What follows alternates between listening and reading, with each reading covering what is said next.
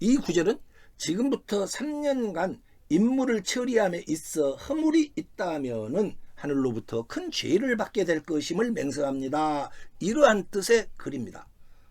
화랑의 맹서는 말로만 하는 맹서가 아니었습니다. 목숨을 걸고 하는 맹서였습니다. 우리 앞에 역사를 걸어갔던 젊은이들은 이러한 형극의 이러한 길을 걸어갔습니다. 화랑의 세 가지 인물을 알게 되면서 저는 우리나라의 군을 생각해 보았습니다. 사단장, 연대장, 중대장, 소대장 같은 지휘관들이 그 직책에 부임을 할 때 신라의 화랑들과 같이 임무에 대한 선서, 이러한 선서의식을 가졌으면 좋겠다, 이렇게 생각을 해보았습니다. 다음 구절입니다. 이 구절은 만약에 나라가 불안하고 크게 어지러운 세상이 되면은 용모를 치장하고 나가서 임무를 수행할 것을 맹서한다, 이렇게 풀렸습니다. 이 구절에는 매우 놀라운 글자가 있습니다. 뒤에서 네 번째 붉은색 글자 용이라는 글자입니다. 치장하다, 용, 이렇게 풀립니다. 뜬금없이 용모를 치장한다는 내용이 나옵니다. 용모를 치장한다? 이게 무엇일까요?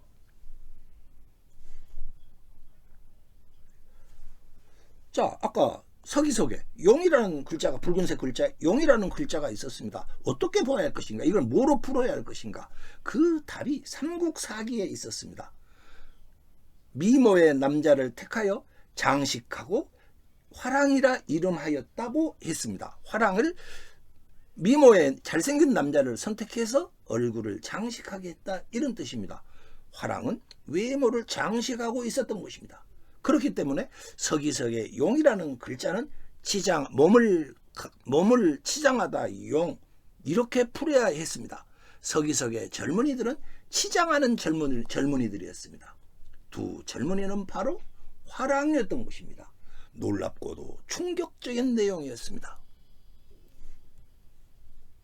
그런데 화랑이 왜 치장을 했을까요?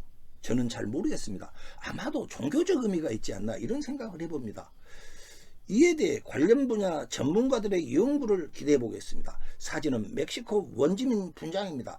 멕시코라든지 아프리카라든지 우리가 보면은 이상하게 전쟁에 나가는 남자들은 분장을 합니다. 아마 인류학적인 의미가 있지 않나, 인류 문화사적 의미가 있지 않나, 이렇게 생각해 보나 이 부분은 제가 미칠 수가 없는 영역입니다.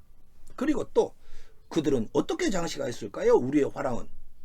이건 역시 저의 영역이 아닙니다. 훗날 화랑을 연출하시는 감독님들께서 깊이 고민해 보아야 하실 것입니다. 감동적인 연출이 있기를 기대합니다. 화랑의 맹서문을 전체로 종합해서 읽어보겠습니다.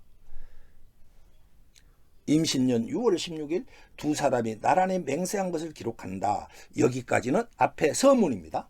그 다음에 이제 본문이 나옵니다. 손을 딱 들고, 지금으로 말하면 손을 딱 들고 맹세하겠죠. 하늘 앞에 맹세한다, 이렇게 하겠죠. 하늘 앞에 맹세한다. 지금부터 3년 후까지 충성의 길을 걷고 낭도우들을 맡아 다스리고 그들을 돕는 데 있어서 허물이 없을 것을 맹세한다. 만약에 이 일에 허물이 있게 된다면 하늘로부터 큰 죄를 받을 것을 맹세한다.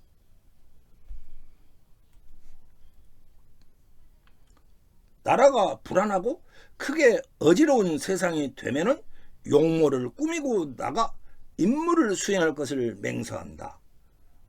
또 별도로 앞서 신민년 7월 22일에도 크게 맹세하였다. 시, 상서, 예기, 전, 륜을 습득할 것을 맹세하였다. 3년 안에 끝마치기로 하였다. 이것입니다. 이것은 목숨을 건 맹서였습니다.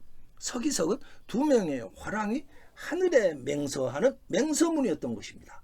천지 신명에게 화랑의 임무를 수행하되 임무에 있어 일을 그르치면은 벌을 받을 것이라고 맹서하는 글이었습니다.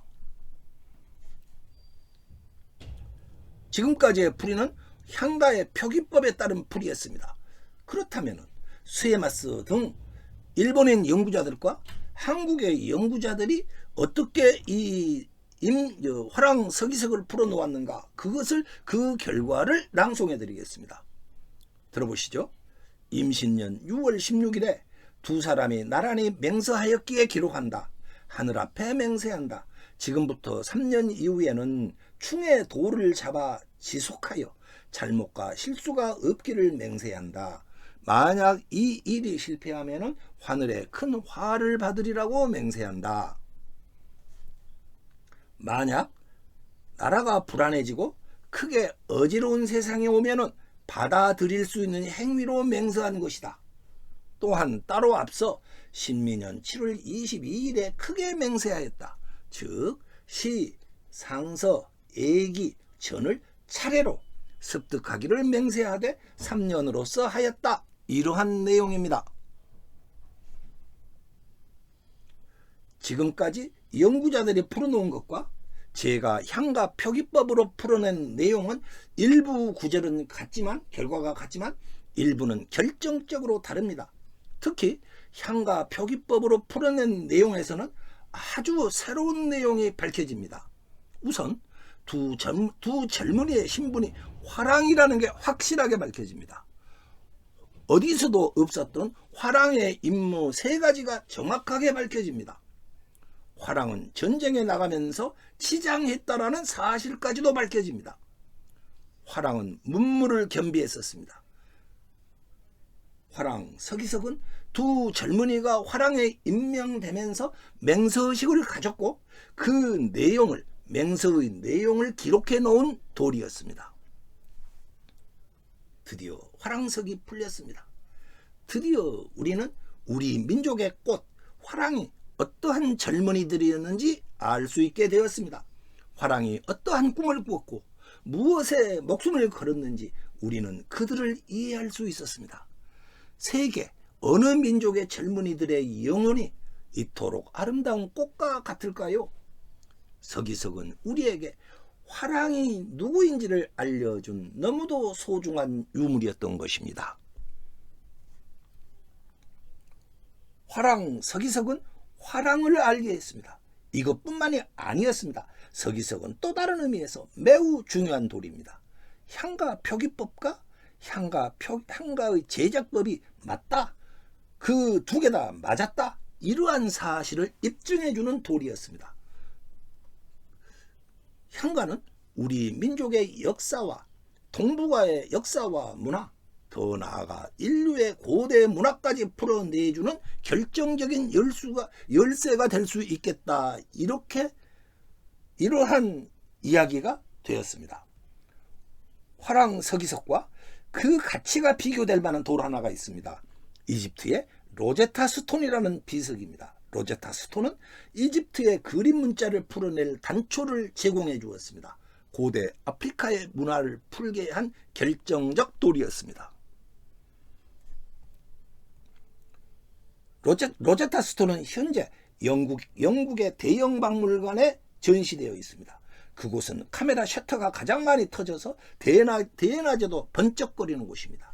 가까이 접근하기 위해서는 너무도 사람이 많이 오니까 차례를 기다려야 하는 돌입니다. 영국 대형 박물관은 로제타 스톤을 극진히 모셔놓고 있습니다. 이집트 그림 문자를 해독해 한 돌이다. 이렇게 스토리텔링을 해놓고 있습니다. 전 인류에게 스토리텔링을 합니다. 로제타 스톤은 대형 박물관에서 최고의 대접을 받고 있는 돌입니다. 우리 민족과 동북아의 역사와 문화, 나아가 인류 고대 문화의 비밀을 풀게 해준 돌이 있었습니다. 그것은 우리의 화랑 서기석이었습니다. 서기석은 현재 국립경주박물관에 소장되어 전시되고 있습니다. 저는 화랑 서기석은 현재보다도 훨씬 더 많은 주목을 받아야 할 것이라고 생각합니다. 영국은 다른 나라의 유물인 로제타 스톤을 극진히 대접하고 있습니다. 우리가 화랑 서기석을 대접하지 못할 까닭이 없지 않겠습니까? 문화재라는 것은 주인이 여하이 대접하느냐, 얼마나 소중히 생각하느냐에 따라서 그 가치가 달라질 것이라고 생각합니다. 다음 영상에서는 향가 표기법이 화랑 서기석을 풀어낼 뿐만 아니고 또 하나의 돌, 경주에서 발견된 돌, 경주 남산 신성비까지도 풀어낸다라는 놀라운 사실이 밝혀집니다. 그리고 남산 신성비가 지금까지 잘못 풀려 있었다, 이 사실도 밝혀질 것입니다. 여러분께서는 진짜 남산 신성비를 알게 될 것입니다. 많은 시청 부탁드립니다. 구독과 좋아요, 공유 부탁드립니다. 감사합니다.